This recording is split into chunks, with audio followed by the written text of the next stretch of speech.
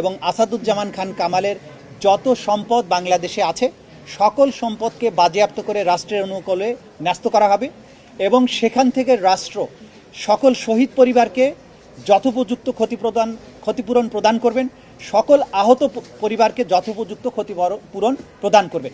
এটা হচ্ছে ক্ষতিপূরণের ব্যাপারে আদেশ।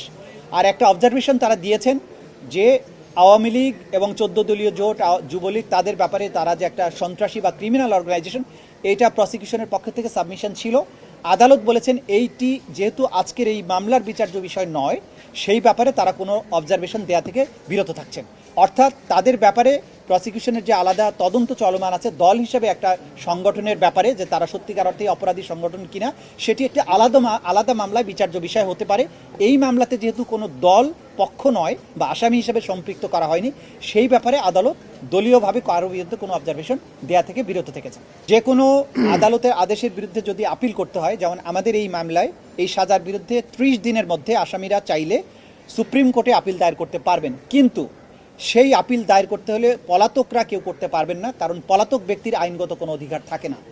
তাহলে আপিল করতে হলে তাকে অবশ্যই এসে বাংলাদেশে আত্মসমর্পণ করতে হবে এবং জেলে গিয়ে তিনি তখন সুপ্রিম কোর্টের কাছে তার সাজার বিরুদ্ধে আপিল দায়ের করতে পারবেন। যদি আত্মসমর্পণ না করেন তাহলে রাইট অফ অ্যাপিল থাকবে না। 30 দিন সময় আছে আইন অনুযায়ী। আজকের থেকে 30 দিনের মধ্যে তারা আপিল করতে পারবেন। অর্থাৎ আজকে থেকে 30 দিনের মধ্যে তারা যদি এসে আত্মসমর্পণ করেন তাহলে তারা সুপ্রিম কোর্টে আপিল করতে পারবেন। সুপ্রিম কোর্টে আপিল দায়ের হলে আমাদের আইনে পরিষ্কারভাবে বলা আছে সুপ্রিম কোর্ট সেই আবার আপিলটা পরবর্তী 60 দিনের মধ্যেই নিষ্পত্তি করবেন। সুতরাং সেটা আইনি বিধান।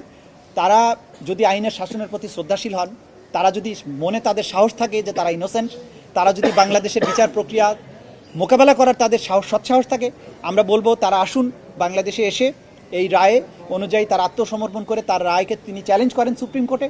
তার যদি যুক্তি দিয়ে তার প্রমাণ দিয়ে তিনি নিজেকে নির্দোষ প্রমাণ করতে পারেন, আমাদের তো কোনো সমস্যা নেই। আইনের গতিতেই চলবে।